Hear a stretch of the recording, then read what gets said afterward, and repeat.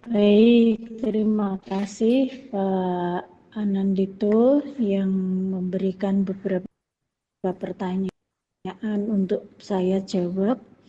Pada kesempatan kali ini ada 10 pertanyaan yang harus saya jawab dalam wawancara siang hari ini. Yang pertama, menurut Anda faktor-faktor apa saja yang menyebabkan DCG Indonesia harus mengajukan akreditasi lembaga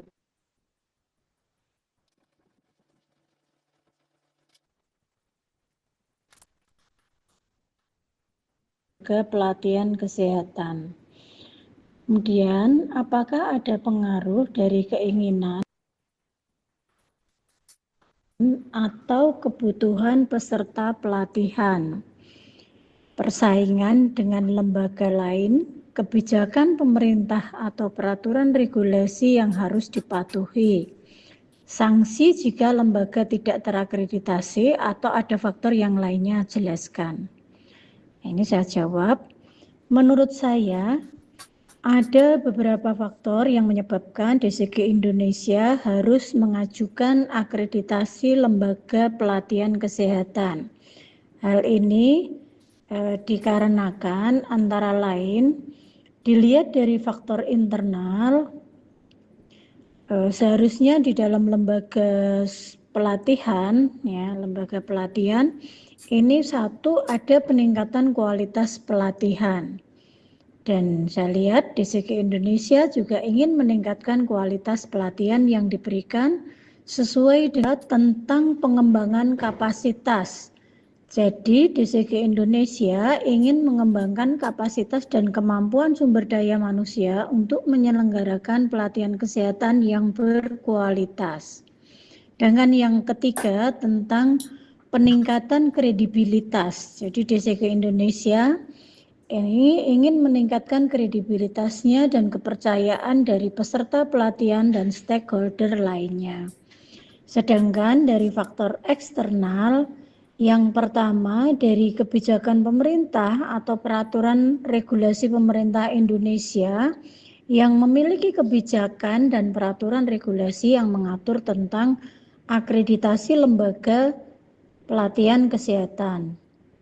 Yang kedua, persaingan dengan lembaga lain. Memang dalam era globalisasi ini persaingan antar lembaga pelatihan kesehatan semakin ketat, sehingga DCG Indonesia pun harus meningkatkan kualitas dan kredibilitas dalam upayanya untuk bersaing dengan lembaga-lembaga yang lain yang sejenis. Kemudian yang ketiga, keinginan atau kebutuhan peserta pelatihan, peserta pelatihan kesehatan ini ingin memastikan bahwa mereka mendapatkan pelatihan yang berkualitas dan sesuai dengan standar yang telah ditetapkan.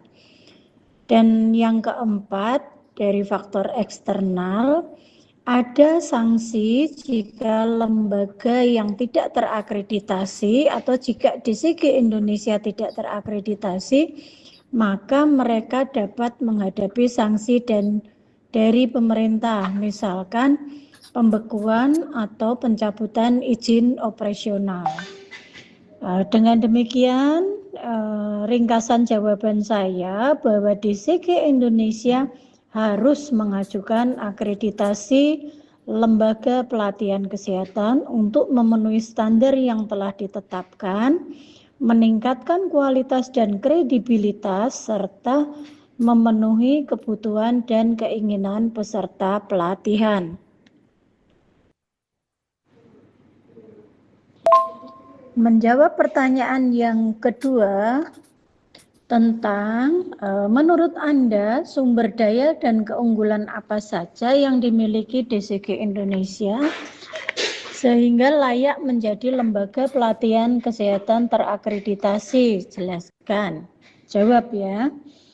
Menurut saya DCG Indonesia memiliki beberapa sumber daya dan keunggulan yang membuatnya layak menjadi lembaga pelatihan kesehatan yang terakreditasi.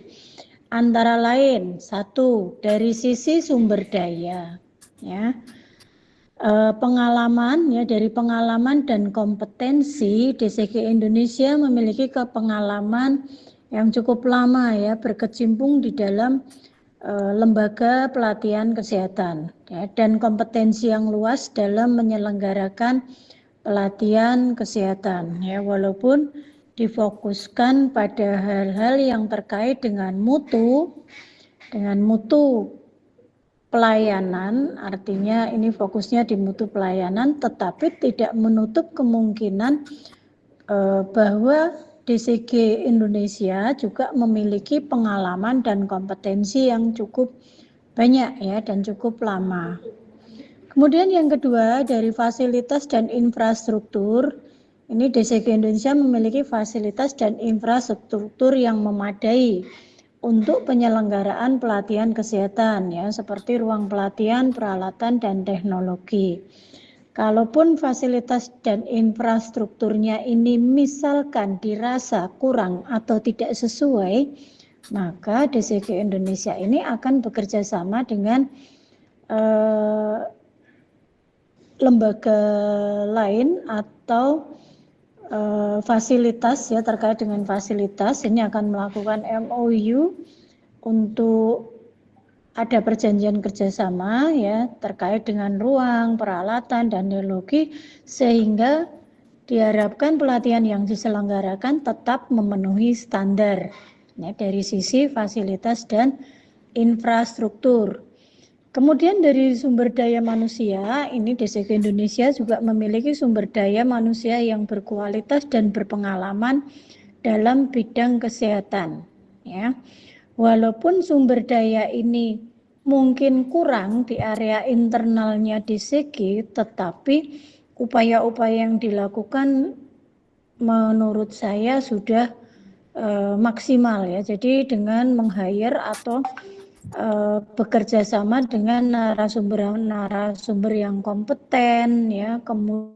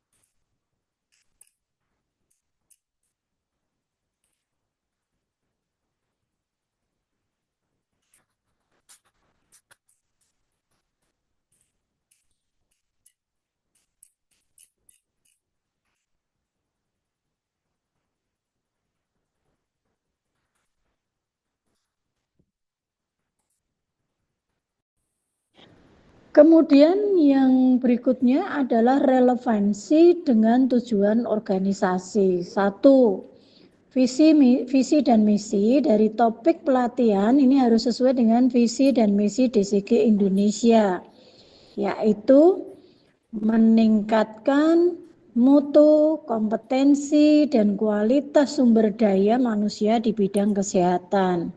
Dan yang kedua, tujuan strategisnya, topik pelatihan harus sesuai dengan tujuan strategis DCG Indonesia, yaitu meningkatkan kemampuan kualitas pelatihan di bidang kesehatan. Dan ketersediaan sumber daya, misalkan yang pertama adalah narasumber Topik pelatihannya harus sesuai dengan kemampuan dan keahlian narasumber yang tersedia. Yang kedua, fasilitas dan peralatan. Ini topik pelatihan juga harus disesuaikan dengan fasilitas dan peralatan yang tersedia untuk mendukung proses pelatihan. Dan yang terakhir, tentang kebutuhan dan tantangan di masa depan. Ini yang pertama karena perkembangan teknologi, jadi topik pelatihan ya, perkembangan ilmu pengetahuan dan teknologi ini sangat penting, sehingga topik pelatihannya juga harus mempertimbangkan perkembangan ilmu dan inovasi di bidang kesehatan. Dan yang kedua, perubahan kebijakan. Topiknya juga harus mempertimbangkan perubahan-perubahan kebijakan dan regulasi di bidang kesehatan juga. Ya. Dengan mempertimbangkan faktor-faktor tersebut, DCG Indonesia dapat memilih topik kegiatan atau pelatihan dari peningkatan kompetensi yang relevan, efektif, dan efisien untuk meningkatkan kompetensi dan kualitas sumber daya manusia di bidang kesehatan. Selanjutnya, menjawab pertanyaan yang kelima, bagaimana menurut Anda tingkat kompetensi dan profesionalisme SDM di DCG Indonesia mulai dari staf hingga narasumber dan fasilitator? Jelaskan. Jawab. Menurut saya, tingkat kompetensi dan profesionalisme SDM di DCG Indonesia mulai dari staf hingga narasumber dan fasilitator dapat dinilai dari beberapa aspek, yang antara lain yang pertama kompetensi staf ya. Kompetensi staf bisa dilihat juga dari yang pertama pendidikan dan pelatihan. Staf DCG Indonesia memiliki latar belakang pendidikan dan pelatihan yang relevan dengan bidang kesehatan. Artinya, dari DCG Indonesia juga sudah berusaha semaksimal mungkin memenuhi standar ya, pendidikan dan pelatihan staf ini. Contohnya setelah mengirimkan beberapa staf administrasi ya, untuk belajar pelatihan tentang TOC ya, kemudian dari manajer programnya itu juga sudah berkualitas setara dengan kompetensinya BNSP sebagai manajer program ya, dan lain sebagainya. Yang kedua, dari pengalaman kerja, staf DCG Indonesia ini memiliki pengalaman kerja yang cukup dalam bidang kesehatan dan mereka juga memiliki pengetahuan dan keterampilan yang memadai. Karena kegiatannya sering dilakukan, ya hampir setiap minggu ada pelatihan atau peningkatan kompetensi yang diselenggarakan. Hal ini yang akan menambah pengalaman kerja bagi staf DCG Indonesia. Kemudian yang ketiga, tentang keterampilan komunikasi, staf DCG Indonesia ini juga memiliki keterampilan komunikasi yang baik sehingga mereka dapat berinteraksi efektif dengan peserta pelatihan dan stakeholder lainnya ya. Dengan peserta pelatihan, dengan narasumber, dengan fasilitator, dengan MC, dengan manajer dan lain sebagainya. Jadi menurut saya keterampilan komunikasinya sudah baik ya dari staf DCG Indonesia. Kemudian ditinjau dari kompetensi narasumber dan fasilitator. Yang pertama dari kualifikasi akademik, narasumber dan fasilitator DCG Indonesia memiliki kualifikasi akademik yang tinggi di bidang kesehatan. Contohnya dari beberapa narasumber itu sudah memiliki pendidikan yang memadai lah ya, ada yang lulusan S3 ya, ada yang profesor, ada yang S2 ya, untuk bisa betul-betul dijadikan narasumber, tentunya dengan kualifikasi akademik plus pengalaman di tempat bekerja ya. Yang kedua, tentang pengalaman praktis, narasumber dan fasilitator DCG Indonesia ini juga memiliki pengalaman yang sangat luas di bidang kesehatan, sehingga mereka dapat memberikan contoh dan kasus-kasus yang relevan. Karena sebagian besar memang belum ada narasumber yang dari internal, sehingga dari eksternal itu merupakan pilihan yang baik, bisa dipilih narasumber yang sesuai dengan materi-materi pembelajaran atau materi-materi pelatihan yang akan diberikan kepada peserta. Dan tentunya narasumber-narasumber ini yang memiliki pengalaman praktis ya, atau pengalaman sehari-hari, sehingga bisa menjawab pertanyaan-pertanyaan peserta sesuai dengan ilmu yang sudah terupdate. Kemudian pada 3, keterampilan fasilitasi. Narasumber dan fasilitator Indonesia ini juga memiliki keterampilan fasilitasi yang baik, sehingga mereka dapat menciptakan lingkungan belajar yang kondusif dan efektif. Ya, artinya walaupun penyelenggaraan pelatihan itu prosesnya dilakukan dengan metode online ya, yang notabene lebih sulit, itu materi-materinya lebih mudah dipahami peserta karena fasilitasnya yang baik ya. Yang saya contohkan tadi internet. Ketika menyelenggarakan pelatihan online berarti internet ini harus stabil ya, tidak mudah untuk goyang, sehingga pesertanya tidak banyak yang terlempar-lempar, apalagi narasumbernya. Kemudian untuk profesionalisme, 1, etika profesi ini juga dipegang erat pada staf, narasumber, dan fasilitator DCG Indonesia. Dan mereka ini memiliki komitmen yang sangat kuat dalam mematuhi etika profesi di bidang kesehatan. Yang kedua, komitmen terhadap kualitas. DCG Indonesia memiliki komitmen yang kuat untuk memastikan kualitas pelatihan yang tinggi dan relevan dengan kebutuhan industri kesehatan. Dan yang ketiga, ada keterbukaan dan transparansi, di mana DCG Indonesia ini memiliki budaya terbuka dan transparan ya, yang sangat tinggi dalam proses-proses pelatihan, sehingga peserta dapat memperoleh informasi yang akurat dan memadai. Dengan demikian, menurut saya tingkat kompetensi dan profesionalisme SDM di DCG Indonesia, mulai dari dari staf, narasumber hingga fasilitator, ini dapat dikategorikan sebagai tingkat kompetensi dan profesionalisme yang tinggi dan memadai untuk menyelenggarakan pelatihan yang berkualitas dan relevan dengan kebutuhan industri kesehatan.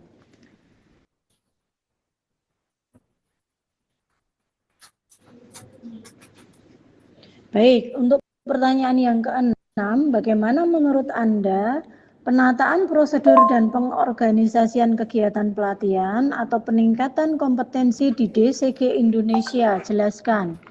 Jawab, menurut saya penataan prosedur dan pengorganisasian kegiatan pelatihan atau peningkatan kompetensi di DCG Indonesia dapat dinilai dari beberapa aspek sebagai berikut.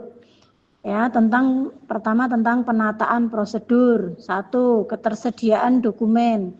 DCG Indonesia memiliki dokumen yang lengkap dan terkini tentang prosedur pelatihan seperti kurikulum, silabus, dan rencana pelatihan. Yang kedua, keteraturan proses, di mana DCG Indonesia ini memiliki proses pelatihan yang teratur dan sistematis mulai dari perencanaan, pelaksanaan, hingga evaluasi, dan ini sudah sesuai dengan SPO yang dimiliki oleh DCG Indonesia.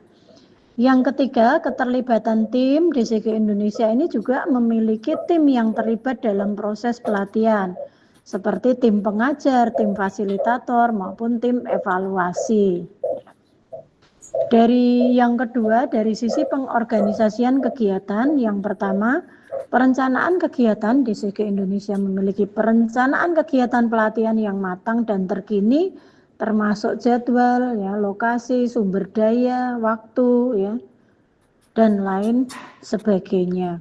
Kemudian yang kedua, pengaturan jadwal, di mana DCG Indonesia memiliki peraturan jadwal pelatihan yang efektif sehingga peserta dapat memperoleh manfaat yang maksimal. Jadi disesuaikan dengan kebutuhan-kebutuhan peserta pelatihan.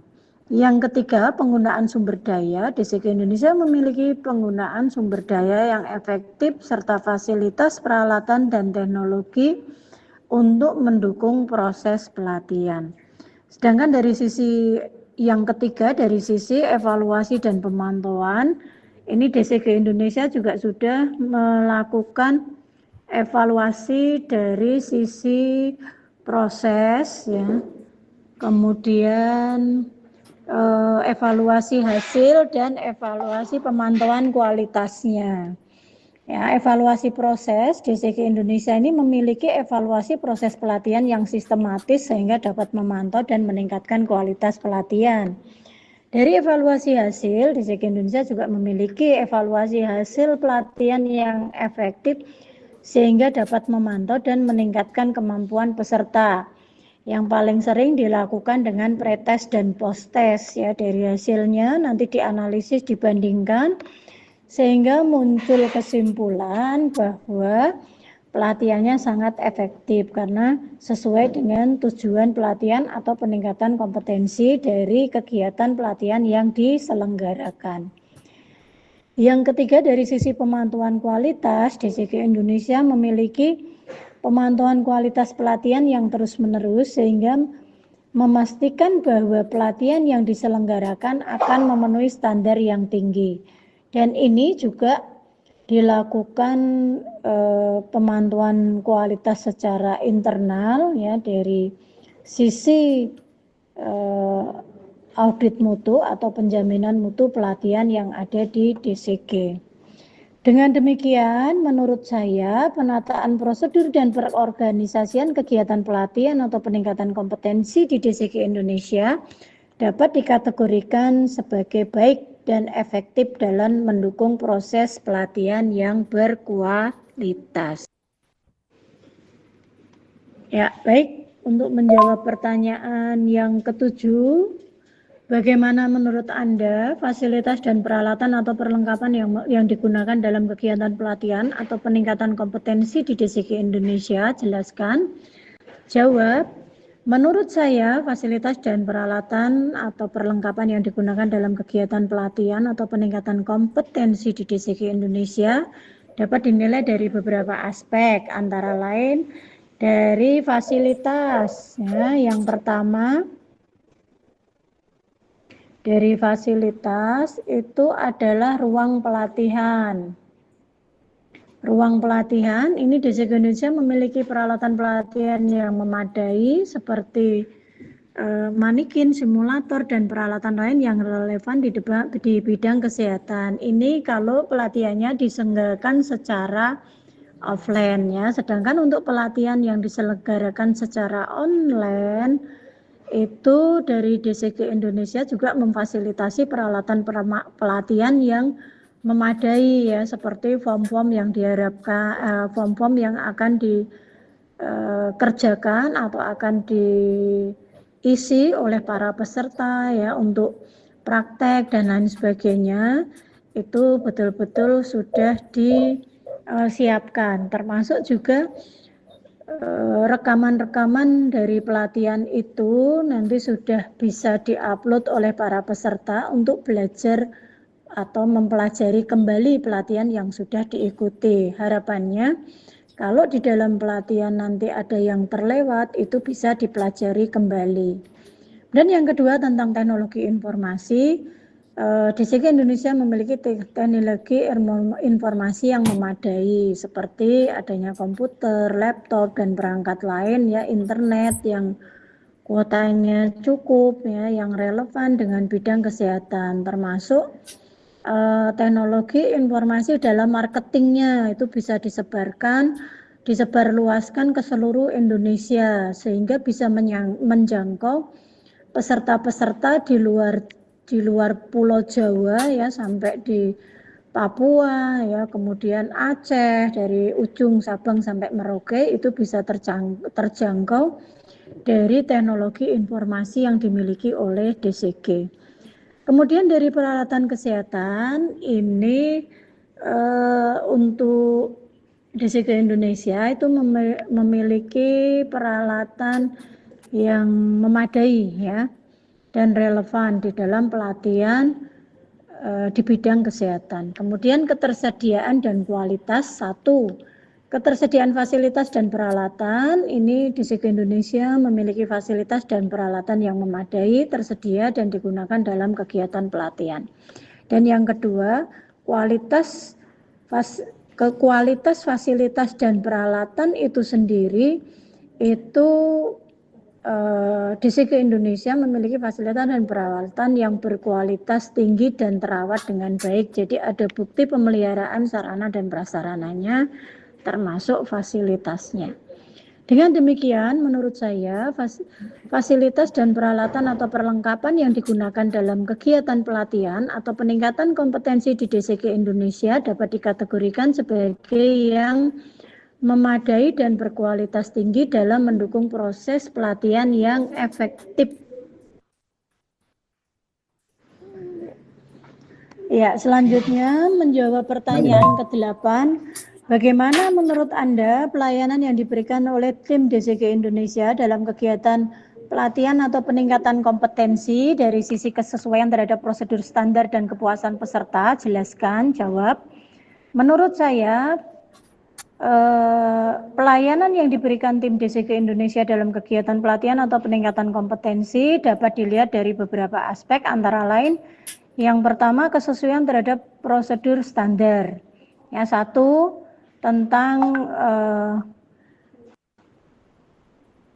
penyusunan prosedur ya, di mana di kesesuaian prosedur ya, di mana tim DCG Indonesia memiliki kesesuaian prosedur yang jelas dan terstruktur sehingga dapat memastikan bahwa kegiatan pelatihan bisa berjalan dengan sesuai dengan standar, sesuai dengan prosedur standarnya, SPO-nya. Kemudian yang kedua, penggunaan dokumen. Tim DCG Indonesia memiliki penggunaan dokumen yang memadai mulai dari prosedur, pedoman pelatihan, dan dokumen lain yang relevan dengan kegiatan pelatihan.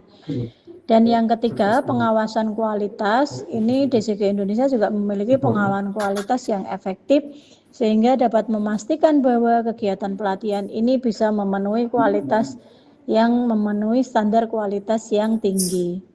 Terkait dengan kepuasan peserta dari sisi materi, yang pertama dari sisi materi, tim DCG Indonesia memiliki kesesuaian materi yang memadai dan bersedia mengupdate materi-materi yang sudah pernah diberikan, itu akan selalu diupdate dengan materi-materi yang terbaru sehingga dapat memastikan bahwa materi pelatihan relevan dengan kebutuhan peserta. Belum lagi ada survei peserta, nanti akan dilihat apakah peserta memiliki kebutuhan-kebutuhan pelatihan yang lain dan itu bisa difasilitasi oleh DCG Indonesia.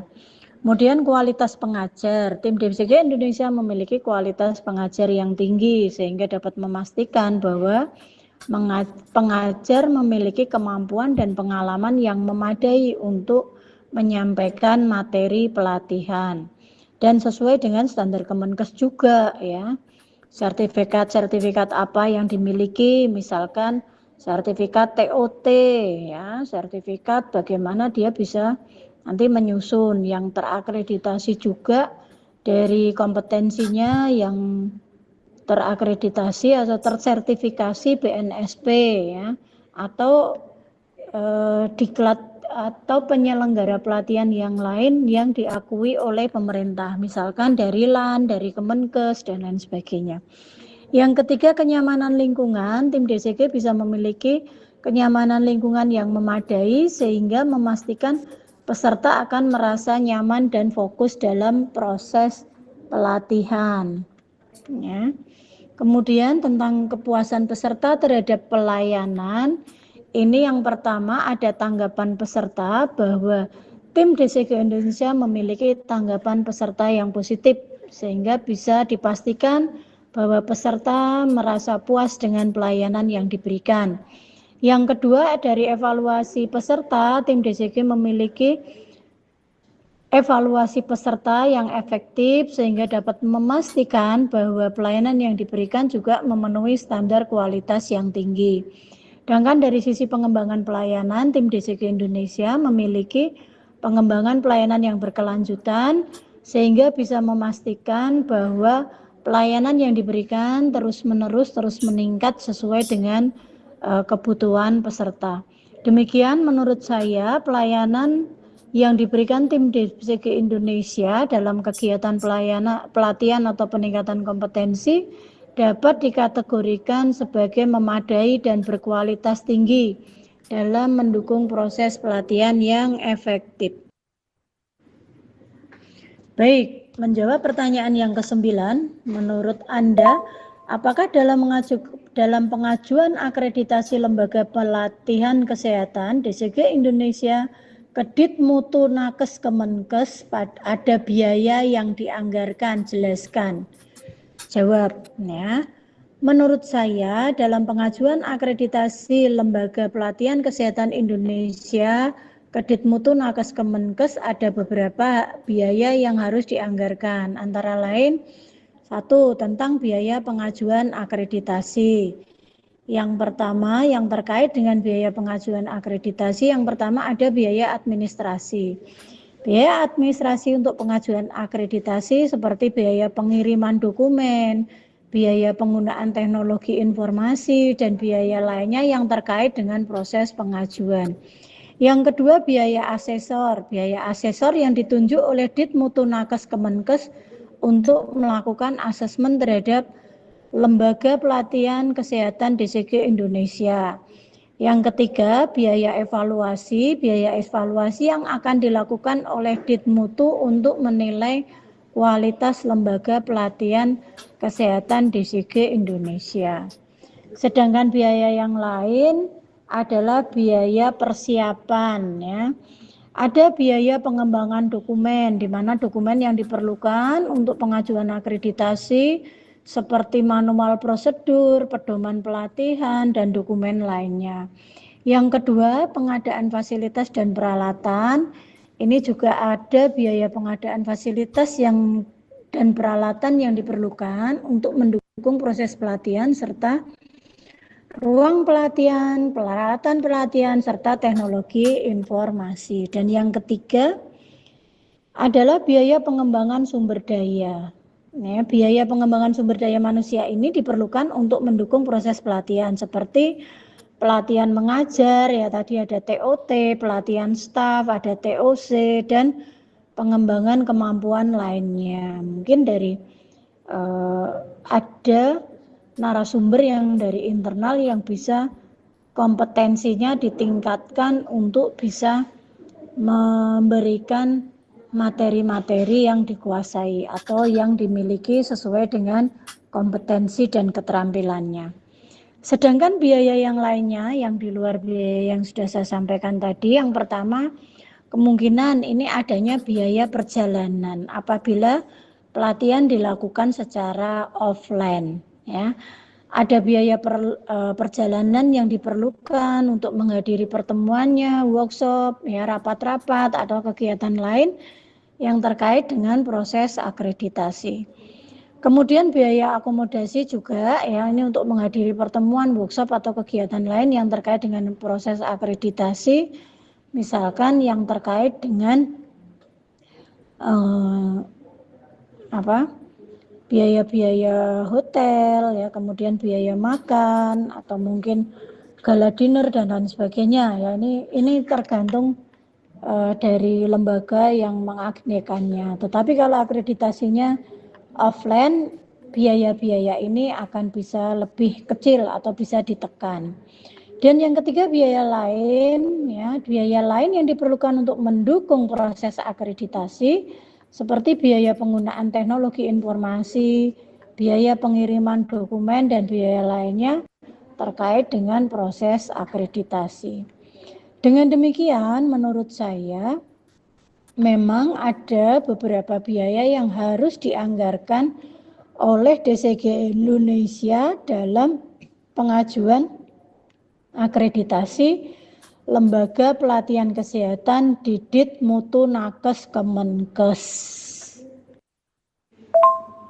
Baik, untuk menjawab pertanyaan yang ke-10 apakah ada edaran atau instruksi atau permintaan atau kewajiban dari DCG Indonesia pada Anda untuk berpartisipasi dalam pengajuan akreditasi lembaga pelatihan? Jelaskan juga bagaimana Anda ikut berpartisipasi dalam pengajuan akreditasi lembaga pelatihan kesehatan di DCG Indonesia. Jawab. Ya, saya telah menerima edaran atau instruksi atau permintaan atau kewajiban dari DCG Indonesia untuk berpartisipasi dan dalam pengajuan akreditasi lembaga pelatihan kesehatan. Yang pertama tentang edaran atau instruksi permintaan atau kewajiban, ini yang pertama adalah pernyataan informal, pernyataan informal dan izin dari manajer penyelenggaraan DCG Indonesia, penyelenggaraan Diklat Kesehatan DCG Indonesia untuk saya membantu di dalam penjaminan mutu Diklat Kesehatan Indonesia. Ya, dalam hal ini permintaan partisipasi ini memang akan digunakan sebagai permintaan partisipasi dari DCG Indonesia untuk berpartisipasi dalam pengajuan akreditasi lembaga pelatihan kesehatan. Yang kedua, untuk instruksi pengajuan akreditasi, saya menerima instruksi pengajuan akreditasi dari DCG Indonesia yang menjelaskan tentang proses pengajuan akreditasi, dokumen yang diperlukan, dan timeline pengajuan, sehingga bisa saya sebagai pada penjaminan mutu pelatihan di DCG Indonesia itu bisa juga ikut mengkawal dan memonitor progres yang dilakukan oleh DCG Indonesia dalam rangka pengajuan akreditasi lembaga pelatihan kesehatan. Ya. Kemudian yang ketiga, kewajiban partisipasi, karena saya sebagai narasumber di DCG Indonesia, saya telah memahami bahwa menjadi kewajiban partisipasi saya ya pada proses pengajuan akreditasi kelembagaan pada Diklat Kesehatan Indonesia DCG, ya, seperti memberikan masukan, melakukan evaluasi, dan partisipasi dalam proses pengajuan. Dan yang selanjutnya tentang partisipasi dalam proses pengajuan akreditasi. Satu, pemberian masukan. Saya telah memberikan masukan dan saran untuk meningkatkan kualitas pengajuan akreditasi lembaga pelatihan kesehatan DCG Indonesia. Yang kedua, untuk evaluasi dokumen, saya juga telah melakukan evaluasi beberapa dokumen yang diperlukan, yang didiskusikan, dikonsultasikan ke saya untuk bisa mengajukan pengajuan akreditasi seperti ada manual prosedur, pedoman pelatihan, dan dokumen lainnya. Sedangkan yang ketiga, partisipasi dalam proses pengajuan, saya telah berpartisipasi dalam proses pengajuan akreditasi, yaitu menghadiri pertemuan ya seperti kegiatan rapat atau kegiatan lain yang terkait dengan proses akreditasi. Dengan demikian, saya telah berpartisipasi dalam pengajuan akreditasi lembaga pelatihan kesehatan DCG Indonesia dan telah memberikan kontribusi dalam meningkatkan kualitas pengujian akreditasi. Demikian 10 pertanyaan yang sudah diajukan ya sebagai bahan wawancara sudah saya jawab. Kurang lebihnya saya mohon maaf yang sebesar-besarnya. Saya akhiri. Wassalamualaikum warahmatullahi wabarakatuh.